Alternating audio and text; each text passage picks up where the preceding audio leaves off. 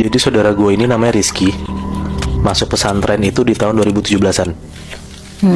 Nah, pesantrennya ini di daerah Jawa Barat. Jadi Rizky ini pernah ngalamin kejadian mistis di pesantrennya dia 2 hari berturut-turut. Sampai pada akhirnya dia cuma setahun di pesantren ini, dan akhirnya dia keluar karena dia nggak kuat karena ketemu sama hal mistis mulu. Di hari pertama dia ngalamin itu, posisinya dia dan teman-temannya itu lagi nongkrong kayak di belakang sekolah gitu, Nat. Tapi masih di dalam kawasan pesantrennya ya. Kalau misalnya udah beres berkegiatan, kan pasti anak-anak pesantren harus masuk ke asramanya tuh, ke kamarnya kan, harus disuruh tidur kan. Iya. Nah tapi ini Rizky sama 3 temennya jam 9 malam bukannya tidur tapi malah keluar kamar. Mereka berempat ini keluar kamar buat ngerokok di belakang pesantren itu. Nah mereka nyarilah tempat kosong buat sebat dan yang gak dilewatin sama orang sama sekali. Ngumpet-ngumpet gitu ya. Iya benar. Mereka duduk di bawah pohon yang udah kayak gak kurus gitu, karena posisinya di belakang pesantren itu kayak cuma tanah kosong doang. Ada beberapa pohon, dan di pojokannya itu kayak ada lorong kecil yang mengarah ke belakang kelas, tapi kosong aja gitu, cuma lorong doang. Nah udahlah, mereka duduk di situ, senderan di pohon, ngobrol-ngobrol sambil sebat. Salah satu teman saudara gua ini, si Bari namanya, buang puntung rokok tuh sembarangan mulu. Udah 2 rokok tuh dibuangin mulu sembarangan, sampai akhirnya si Rizky notice. Ngomong lah si Rizky kayak, "Baru buang rokok sembarangan mulu, Bar. Ntar diomelin sama sapam sama guru kalau misalnya ngeliat gimana?" Gitu. Nah soalnya udah tau lah kalau misalnya pesantren nggak boleh ngerokok dong. Kalau misalnya ketahuan ya pasti bakal diusut terus tuh siapa yang ngerokok di sana, sampai pada akhirnya ketemu lah kan siapa siswanya. Nah si Rizky ini takut kejadian kayak gitu, tapi Bari ya udah aja, dia cuma nginjek-injek rokoknya sambil ngomong kayak, "Nggak ada yang nggak juga anjir, tempat kosong kayak gini, ini gue injek nih, udah nggak bakal kelihatan lagi ngerokok gue," gitu. Karena biasanya mereka tuh buang puntung rokok tuh di lorong kecil sebelah pesantren itu loh yang tadi gue bilang. Bukan di sembarangan tempat yang kayak si Bari buang ini sekarang. Nah nggak gitu lama, beres merokok, mereka berempat baiklah jalan ke arah kamar di jam 10-an malam ini. Pas mereka bangun dan jalan balik ke arah kamar, mereka ngerasa kayak ada yang lemparin mereka sesuatu gitu. Nah di situ mereka berempat refleks dong, nengok kayak kanan kiri nyari sumber siapa yang lempar itu kan. Tapi mereka nggak tahu siapa yang lempar karena kosong juga. Yang tadi gue bilang di bagian belakang pesantren itu emang cuma 4 orang itu doang, yang Rizky sama temen-temennya ini. Mereka dilemparin apaan? Nah itu mereka nggak tahu, karena pas dia nengok-nengok lihat ke tanah juga nggak ada apa-apaan. Oh, tapi ngerasanya kayak ada sesuatu yang kelempar gitu. Iya benar. Oke. Terus. Udahlah, mereka cuek lagi, mereka jalan lagi.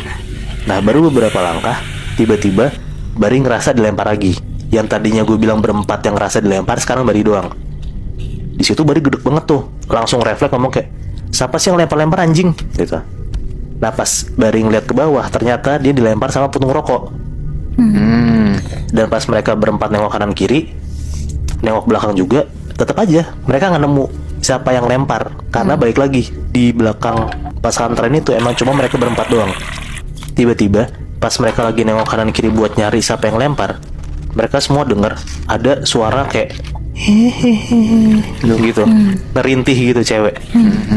Pas mereka nengok ke arah pohon, ternyata yang lempar dan yang ketawa itu adalah sosok kuntilanak di atas pohon, yang tadi pohonnya mereka senderin lagi duduk sambil ketawa ngeliatin mereka. Nah di situ tuh mereka langsung lari kenceng banget buat masuk ke dalam kamar, karena mereka tahu kalau misalnya di tempat itu ternyata angker. Kebesokan malamnya posisinya tuh kayak di malam-malam itu tuh pasti ada yang piket kamar gitu, Nat. Karena satu kamar isinya kan 15 orangan, ada kasur tingkat, pasti berantakan dong. Nah tiap hari tuh digilir tuh satu orang satu buat ngerapin kamarnya. Dan rapihin kamarnya itu di setelah maghrib sekitar jam 6:30-an. Jadi kayak 6:30 satu orang piket, jam 7 udah deh tuh orang itu sama anak-anak ke masjid buat isian bareng. Tapi di saat si satu orang piket ini teman-teman yang lain Keluar, udah ke lapangan. Oke. Jadi satu orang yang piket ini nyusul. Iya. Gitu. Nah kebetulan di malam ini yang lagi piket itu jadwalnya saudara gua, si Rizky ini. Dia beresin itu kamarnya, dia nyapu, dia ngepel, dia beres-beres kamar lah pokoknya. Nah pas sudah beres kamar, dia mager banget tuh buat isian. Dia ngerasa kayak udah rada-rada ngantuk gitu lah. Dan kepikiran kayaknya nih gue ngumpet aja nih di balik selimut, biar kalau misalnya pas ada patroli, ada guru ngecekin kamar, kelihatannya kamar Rizky kosong. Jadi ya udahlah, jam 7-an, waktu anak-anak udah sholat isya, ini si Rizky malah di dalam kamar nggak keluar. Dia masuk selimut, main HP, dan tiduran tuh di kasurnya dia. Pas main HP, dia denger tuh pintu kamar dia kebuka. Nah fix lah, itu kan dia deg-degan banget tuh, karena dia tahu dan dia yakin kalau misalnya tuh guru lagi patroli kan, ngeliatin kamar satu-satu kan. Nah untung banget nggak ada 5 detikan Rizky dengar kalau misalnya pintu kamarnya ketutup lagi. Tenanglah si Rizky, lanjut lagi lah dia main HP. Tapi dengan posisi dia masih masuk selimut, karena amit-amit kalau misalnya ada guru yang ngintip dari kaca, ketahuan dong Rizky ada di dalam kamar. Makanya Rizky tuh tetap masuk ke dalam selimut. Lanjutlah dia main HP lagi sambil denger lagu sampai sekitar jam 7.20-an malam. Dia dengar kalau misalnya di masjid itu udah beres sholat isyanya, cuman dia masih dengar kayak orang lagi pada ngaji-ngaji gitulah. Jadi posisinya anak-anak belum beres tuh sekolahnya dan masih pada di masjid kan.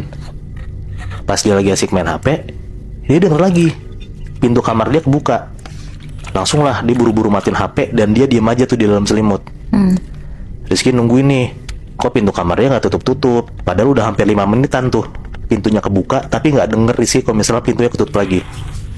Dia mikir kayak, apa itu guru atau temennya? Yang jelas Rizky takut banget lah buat buka selimut, karena kalau misalnya itu gurunya, ya mati kan, ketahuan kan dia nggak sholat kan. Udah 5 menitan, akhirnya dia denger kayak langkah kaki gitu Nat. Jalan tuh si langkah kaki ini ngelewatin dari satu kasur ke kasur yang lain. Jadi posisinya dari pintu kamar, kasur tingkat Rizky itu paling pojok. Pojok dinding. Paling jauh berarti ya? Iya, paling jauh. Dia denger tuh langkah kaki dari satu kasur ke kasur yang lain, lewat. Pas di depan kasur Rizky, langkah kakinya ini berhenti, diem. Rizky bener-bener gak bisa ngeliat apa-apa karena dia di dalam selimut yang pertama. Dan kedua, selimut dia ini tebel banget. Jadi gak bisa ngeliat orang di depan tuh siapa, bayangan pun gak bisa kelihatan. Tapi si Rizky ini bener-bener kepo banget. Dia penasaran siapa yang jalan dan berhenti di depan kasur dia. Akhirnya dia mutusin lah buat buka selimutnya dikit, buat ngelirik nih yang di depan dia siapa.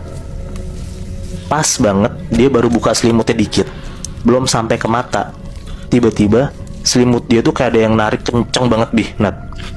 Dan pas ketarik dan kebuka semua selimutnya, Rizky lihat ternyata di depan dia kosong. Wah, di situ tuh Rizky ketakutan banget. Dia langsung bangun dari kasurnya dan dia lari ke arah pintu buat keluar. Tiba-tiba pintu kamar itu tutup sendiri Nat. Dan pas Rizky coba buka, ternyata kekunci. Dan seketika lampu kamar yang tadinya hidup tiba-tiba mati sendiri. Oh shit.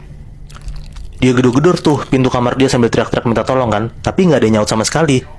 Ya karena kan semua orang di masjid masih berkegiatan, dan bangunan masjid dan kamar anak-anak pasti kan pisah dong. Nah jadi di bangunan kamar-kamarnya itu nggak ada orang sama sekali kecuali Rizky. Nah Rizky ngechat tuh di grup kamarnya dia, tapi nggak ada yang bales ataupun ngerit sama sekali pun nggak ada teman-temannya. Di situ tuh Rizky bener-bener takut banget dan bingung banget lah harus apa. Pas dia minta tolong dan ngechatin anak-anak nggak ada yang bales, dia langsung duduk tuh senderan di tembok dan madep ke arah kasur-kasur. Dan pas dia balikin badan dia buat senderan di tembok dan madep kasur, lo tau Nat, apa yang Rizky lihat? Apa? Tadi kan gue bilang kamarnya isi 15 orang kan, dan punya kasur tingkat kayak gitu. Nah 8 kasur tingkat yang ada di kamar Rizky itu, Rizky ngeliat ada pocong dan kuntilanak banyak banget lagi tiduran semua di atas kasur. Allahu Akbar. Nah Rizky ini bener-bener shock banget. Dia nggak kuat kali itu apa yang dia lihat di depan mata dia, karena banyak setan di dalam kamarnya kan. Dan akhirnya si Rizky ini pingsan. Dan pas dia bangun, alhamdulillahnya anak-anak tuh udah pada di kamar semua, udah pada beres tuh sholatnya. Dan si Rizky ini udah dibopong sama anak ke kasur. Anak-anak tuh ternyata langsung manggil guru karena takutnya Rizky kenapa-napa kan. Pas Rizky udah sadar, ditanya tuh, Rizky ngapain di kamar sendirian, sakit atau kenapa sampai dia nggak ikut sholat isya, kata gurunya. Nah Rizky ini ngakunya sama temen-temen dan gurunya kalau dia itu sakit, makanya dia pingsan di depan pintu kamar. Gak lama setelah kejadian itu, Rizky naik kelas 2 SMA dan akhirnya dia keluar dari pesantren itu. Dan katanya sampai detik ini, sampai gue ceritain ke kalian, Rizky nggak pernah ceritain ke teman-teman dan ke gurunya apa yang dia lihat di tahun 2017 di pesantren di daerah Jawa Barat itu. Wow. Berarti masih misteri ya Moy, itu tuh kenapa dia dihantuin? Gue ngerasa kayaknya si Rizky ini karena dicabut sholat Nat. Nah kayaknya kan di setiap tempat pasti ada penunggunya dong. Nah kayaknya emang penunggunya ini mau ngusilin Rizky. Karena di saat orang-orang sholat semua, tapi dia tinggal sendiri kan di kamar. Iya. Tapi ngeselin sih Moy. Lo bukan ditegur sama guru atau sama teman-teman lo gara-gara lo nggak sholat. Tapi lu ditugurnya sama setan. Langsung sama setan lagi. Iya.